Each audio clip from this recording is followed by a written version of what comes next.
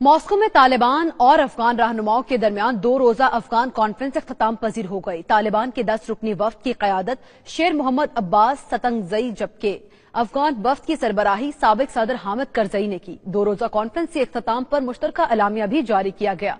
Conference का अहवाल जानते हैं शाहिद घुमन की रिपोर्ट में।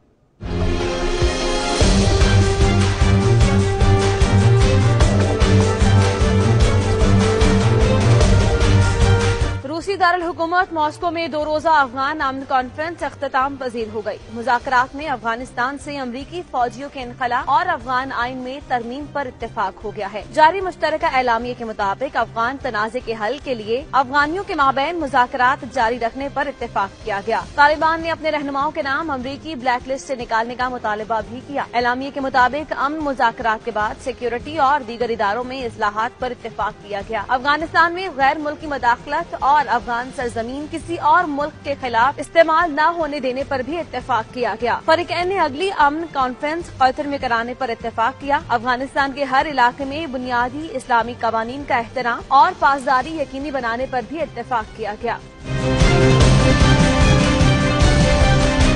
मुज़ाकरात के इख्तिताम पर तालिबान वफ्द के सरबराह शेर मोहम्मद अब्बास सतंगजई का कहना था कि फरीकैन बहुत से नुकात पर इत्तेफाक कर चुके हैं। अफगानिस्तान से अमरीकी अफवाज के इनखला के टाइम फ्रेम पर बातचीत जारी रहेगी। साबिक अफगान सदर हामिद करजई का कहना था कि मुज़ाकरात बहुत इत्मीनान बख्श रहे। अफगानिस्तान से गैर मुल्की अफवाज के इनखला का मामला भी हल के ही करीब है।